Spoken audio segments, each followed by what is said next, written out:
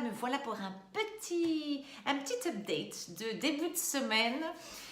Lundi, un jour parfait pour connecter et se partager les choses à venir pour la semaine. Et surtout, je tenais à le faire aujourd'hui parce que je crois qu'aujourd'hui, c'est mon dernier jour avec des cheveux. Et comme ces prochains jours et ces prochaines semaines, il va y avoir beaucoup de choses que je vais vous présenter, des projets ça y est, qui vont naître et qui vont être à votre disposition. J'ai envie je me suis dit, mince, il faut que je me montre pour qu'ils me reconnaissent quand il ne restera plus rien.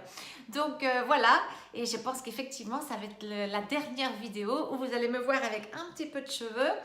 Et puis, il est très probable que vous n'en revoyez pas avant 2021, pas des vidéos, mais des cheveux. Donc, voilà, oui, effectivement, juste avant le début du confinement à Madrid, en Espagne, là où je vis, et on m'a diagnostiqué un cancer et j'ai commencé la chimiothérapie il y a quelques semaines. Donc, assez incroyable de vivre cette expérience personnelle, beaucoup d'apprentissage, beaucoup d'introspection, aussi de connexion, voilà, c'est tout un cheminement, une histoire de vie que je n'avais jamais encore expérimenté et je suis déjà en train d'écrire là-dessus pour vous l'apporter, ce que j'apprends, etc. Et puis envie vraiment de vous offrir une autre dimension de tout ce que j'ai commencé tout ce que j'ai fait toute ma vie, de travailler sur la résilience, la gestion de crise. Et très intéressant aussi ce timing du coup, que cette crise personnelle, on va dire, cette crise de santé personnelle arrive au même moment que le Covid. Donc du coup, avec le Covid, qu'est-ce qui se passe? Ce confinement, moi je me mets en action, la gestion de crise, la résilience, le relèvement, etc. Tout ça, c'est moi, c'est mon travail depuis 20 je sais plus combien d'années, 23 ans, je crois 25 ans presque. C'est ma passion, c'est là quand toute mon adrénaline s'active. Alors oui, le Covid, je l'ai aussi vécu, je le vis encore en confinement parce que nous, les enfants n'ont pas encore repris l'école, etc. Mais du coup, je pense que c'est un peu comme un pompier, même si le feu est à la maison, on pense et on agit et on vit comme un pompier. Donc, du coup, le Covid, pour moi, c'était aussi cette expérience d'immédiatement me mettre en marche. J'ai travaillé pas mal d'entreprises françaises et espagnoles en résilience, en coaching de résilience avec leurs équipes, avec leurs leaders, beaucoup de webinaires en anglais, en français, en espagnol. J'espère que vous les avez vus et vous pouvez toujours les revoir. Aussi des vidéos que j'ai faites dans les 3 langues, sur la résilience, mode d'emploi, des exercices pratiques pour vous, pour gérer cette crise et se préparer à l'après-crise. Ils sont toutes disponibles sur ma chaîne YouTube Amélie Speaks. Et donc voilà, c'était aussi vraiment, c'est vraiment un timing très intéressant et je suis en train de mettre tout ça aussi, tous ces apprentissages en forme pour vous les offrir. Donc avant que le livre sorte, j'en ai déjà un qui est en train d'être promu en ce moment. Donc du coup, avant que aussi je mette tout bien en place, je vais vous offrir des choses. Bon, il y a déjà ces vidéos dont je vous parlais, qui sont des exercices pratiques, les webinaires. Et puis là, je suis en train de façonner de nouveaux outils pour pouvoir vous les mettre à disposition très rapidement. Et cette semaine c'est mercredi, donc libre de tout cheveu. Mercredi, je vais lancer une formation en ligne, 100% en ligne, donc une formation que vous allez pouvoir suivre depuis le confort de votre maison, peut-être de votre terrasse de café. Les terrasses de café ont ouvert chez nous.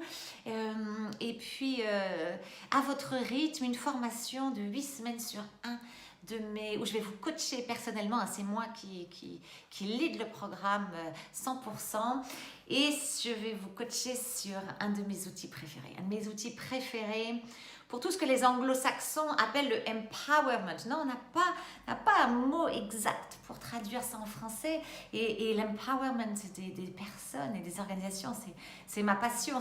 C'est comment reconnecter, faire que les gens reconnectent avec leur puissance, non? Avec ce que j'appelle ce diamant intérieur.